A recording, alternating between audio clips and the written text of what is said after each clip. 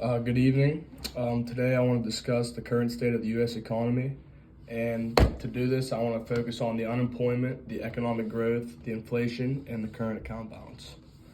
So, firstly, with the unemployment rate. So, as of January 2025, the year just started up, our unemployment rate is 4%, but it varies across the country, obviously, between states.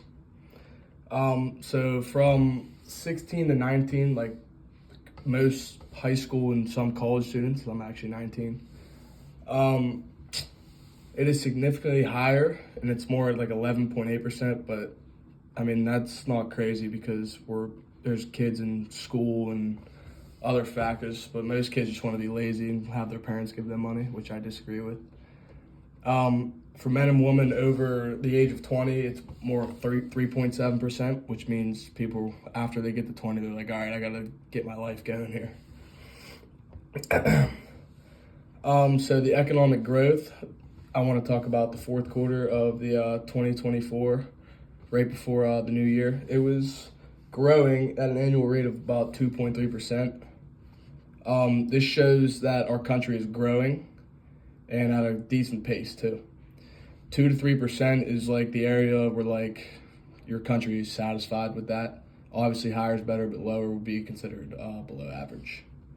The inflation rate. So the annual inflation in the United States was 3%, which is for the 12 months leading up to 2025. The Federal Reserve's target is 2%, so it's okay. It's all right. The current account balance is the GDP is down 3.27%, which is not great. We would like to have that positive or keep growing. A negative current account balance, what that basically means is that our country's in a deficit. So that means we import more goods, services, and capital than we export, which means we're losing money. We want to be able to export more than we import. That shows a growing country. But with our new president, it seems like that's starting to happen for us, which is a good sign. So in summary, the United States economy is experiencing moderate unemployment and economic growth, and the inflation is slightly above target and a current account deficit. So basically, we need to I want to focus on this again. We need more exports than imports. When you importing means our country, like other countries, are trying to rip us off, meaning they have tariffs and other things. So we want to make more things in the United States, and that helps us get back at them and put tariffs on what we're exporting. And I was reading about on the news that Trump is trying to do that, and he's threatening other countries. He's basically matching their tariffs. So whatever they say they're tariffing us 50% on goods, that means whatever we send them, there's a 50% tariff on that too. So we're not getting ripped off anymore, which is a great sign.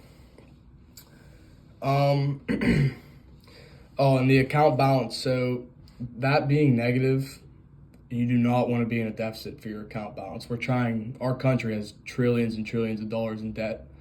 And the only way that's going to change is if we find a way to not be in the deficit. And that starts with exports and imports and just dumb government spending.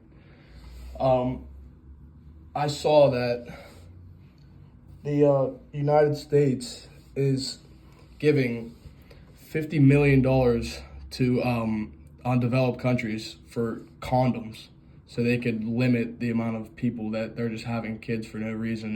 Their country can't support that right now. But why would that be the United States issue? Like that $50 million could go to so many better causes, cleaning up our cities, energy, and just supporting businesses in the United States.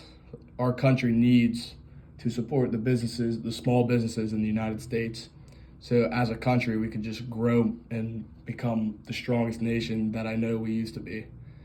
I'm not saying we're not a strong country, but we could be getting stronger and stronger.